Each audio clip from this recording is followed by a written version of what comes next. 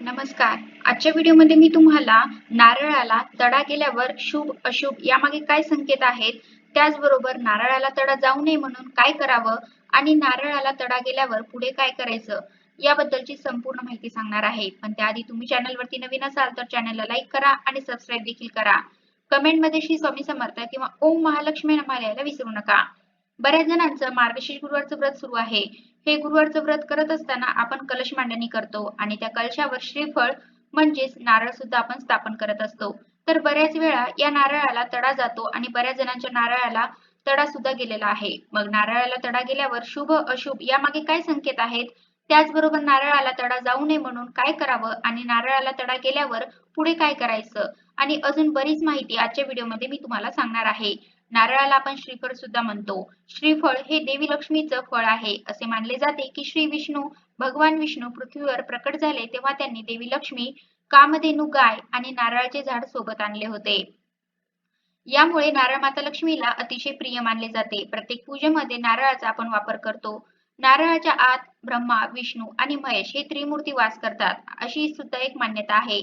अशा स्थितीमध्ये जेव्हा आपण घरामध्ये कोणतेही कार्य करतो, कोणतीही पूजा, व्रत, वैकल्य, शुभ कार्य करतो, तेव्हा प्रथम स्थान आपण नारळाला म्हणजे कलश मांडणी करतो आणि मग बाकीची पूजा करतो. या व्यतिरिक्त असेही मानले जाते की भगवान शिवशंकरांना सुद्धा नारळ आवडतं.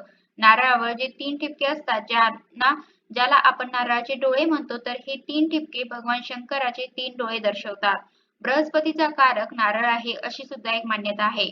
जेव्हा आपण कलशावर नारळ ठेवतो, तर कलशावर नारळ ठेवल्यावर गुरु बृहस्पती सुद्धा खूप प्रसन्न होतात आणि त्यांची आपल्यावर शुभ दृष्टी असते, असं सुद्धा मानलं जातं. त्यांच्यासोबत आनंदी राहिल्याने घरात सुख समृद्धी तर येतेच, पण गुरूंचा आशीर्वाद सुद्धा आपल्या जीवनामध्ये कायम राहतो. एवढं महत्त्व नारळाचं जेव्हा आपण कोणत्याही पूजेमध्ये कलश मांडणी करतो ना, तर त्यावेळेस असतं. आणि आता बघा थंडीचे दिवस आहेत. थंडीच्या दिवसांमध्ये काय होतं, की बाहेरचं जे तापमान आहे ते अचानक बदलतं. म्हणजे थंडी कधी-कधी खूप जाणवायला लागते, कधी-कधी आपल्याला थंडी जाणवत नाही.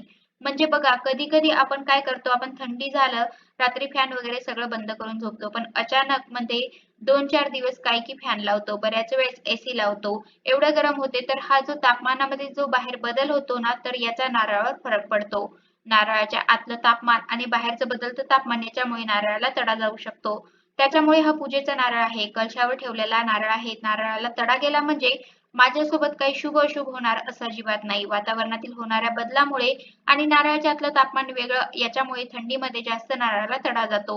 आणि आता बघा थंडीच्या दिवसांमध्ये जे दुकानावरती सुद्धा नारळ ठेवलेले असतात ना, तर दुकानामध्ये सुद्धा बऱ्याचशा नारळांना तडा गेलेला असतो. या वातावरणाच्या बदलामुळे त्यामुळे तुम्ही पहिली गोष्ट काहीतरी चुकीचं झालं, काहीतरी माझ्याकडून चूक झाली, माता लक्ष्मी नाराज आहे, माझ्यासोबत काही वाईट होणार, माझ्या घरात वाईट होणार असं अजिबात नाही. वातावरणातील बदलामुळे नारळाला तडा गेला आहे. आता नारळाला तडा गेला आहे, मग काय करायचं? तर जे तुमचं नारळ आहे तडा गेलेलं ते घरामध्ये ठेवू नका. ते तुम्ही प्रवाहित करा किंवा जिथे निर्माल्य वगैरे ठेवण्यासाठी नदीकाठी, तलावाकाठी कुठे कलश असतात, तर तिथे त्या कलशामध्ये टाकून द्या किंवा तुमचं स्वतःचं शेत असेल, रान असेल, आजूबाजूला कुठे मोकळी जागा असेल, तर थोडंसं जमिनीमध्ये ते नारळ दाबून दिलं तरी सुद्धा चालतं किंवा प्रवाहित केलं तरी सुद्धा चालेल. पण तडा गेलेलं नारळ घरामध्ये ठेवू नका. आणि मग आता समजा येणारा पुढचा गुरुवार आहे, तर त्या गुरुवारी काय करायचं, की नवीन नारळ आणून ते कलशावर ठेवायचं आहे. डोक्यामध्ये 100 विचार आणायचे नाहीत. पहिलं तडा गेलेलं नारळ प्रवाहित करायचं, दुसरं नारळ आणायचं आणि ते कलशावर मांडायचं आहे. आता नारळाला तडा जाऊ नये म्हणून काय करायचं, की जेव्हा आपण गुरुवारी पूजा मांडतो, तर शुक्रवारी म्हणजे दुसऱ्या दिवशी काय करायचं, एखादं छोटंसं पातेलं वगैरे घ्यायचं, जे आपण चहा करण्यासाठी किंवा आपला भात लावण्याचा कुकरचा डब्बा वगैरे जसा असतो ना, तसं भांडं घ्यायचं. त्याच्यामध्ये थोडंसं पाणी भरायचं आणि त्या पाण्यामध्ये नारळ ठेवायचं. म्हणजे त्या नारळाला ओलसर राहत आणि त्याला तडा जात नाही. हे आपण करू शकतो. आता पूर्ण नारळापर्यंत एवढं पाणी भरायचं का? तर नाही. जसं आपण कलशावर आपण नारळ ठेवतो, तसं फक्त खालचा भाग थोडासा भिजलेला असतो. तेवढं जरी भिजलेलं राहिलं, एवढं पाणी ठेवलं किंवा जेवढं तुम्हाला अंदाजे ठेवायचं तेवढं ठेवलं तरी चालेल.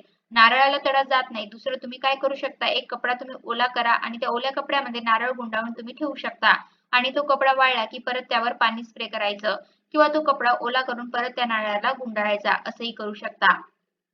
आणि प्रत्येकाच्याच नारळाला तडा जातो असं नाही. नारळाला तडा जात नाही त्याच्यामुळे घराच्या आजूबाजूला कुठे फरशीवर न ठेवता काही आता आजकाल फर्निचर असतं, चौरंग असतं, काहीतरी असतं देवघराच्या आजूबाजूला तिथे त्याच्यावर एक कपडा तुम्ही झाकून ठेवा. असं ठेवलं तरी सुद्धा चालतं. त्यामुळे ही शंका तुमची क्लिअर झाली आणि तुमच्या तुम्हाला तुमच्या प्रश्नांचं सुद्धा उत्तर मिळालं असेल की नारळाला तडा गेला म्हणजे शुभ अशुभ अशा कोणत्याही गोष्टी नाही. हे सगळं आपल्या मनाचा खेळ आहे आणि तरी सुद्धा तुम्हाला जर वाटलं की चला नारळाला तडा गेला, माझ्याकडून काही चूक झाली का वगैरे, तर बघा देवापेक्षा मोठं दुसरं काही नाही. सरळ देवघरासमोर बसायचं, देवासमोर दिवा लावायचा, धूप-दीप लावायची आणि देवीचं स्मरण करून माफी मागायची. जी काही चूक-भूल झाली असेल त्यासाठी माता लक्ष्मी मला क्षमा कर. जी काही सेवा मी केलेली आहे ती मनापासून केलेली आहे त्याचा स्वीकार कर. एक गोष्ट कायम लक्षात ठेवा, कोणतेही देव, कोणतेही गुरु कधीच आपलं वाईट करत नाही. आपल्यासोबत जे काही वाईट होत असतं ते आपल्या कर्मानुसार असतं. ते आपले भोग असतात, ते आपलं प्रारब्ध असतं. त्याच्यामुळे देव माझं वाईट करेल, देव मला शिक्षा देईल असं काहीही नसतं.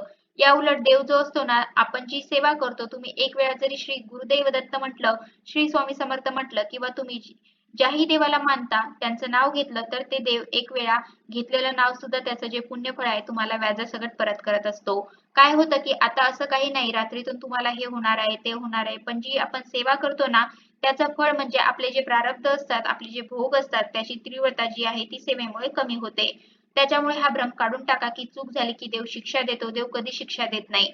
देव उलट आपले जे प्रारब्ध आहेत, भोग आहेत, त्याची जी तीव्रता आहे ना ती कमी करतो. जे आपण सेवा करतो ते आपण कळत-नकळत काही चुका झाल्या त्या आपल्याला कळाल्यावर त्या चुका आपण पुन्हा-पुन्हा करायच्या नाही. पण ज्या वेळेला आपण मुद्दामून काही गोष्टी करतो, माहीत असताना जेव्हा आपण मुद्दामून माहीत असताना कळतपणे आपण गोष्टी करतो, तर त्याचे जे मग आहेत ना, ते आपलं प्रारब्ध, भोग याच्यामध्ये जमा होतं आणि मग अजून पुढे आपले जे भोग आहेत ना, ते तीव्र होऊ शकतात. त्याच्यामुळे नकळतपणे चुका झाल्या, गोष्टी सोडून द्या. जेव्हा कळाल्या तेव्हा पण कळतपणे काही चुका करू नका.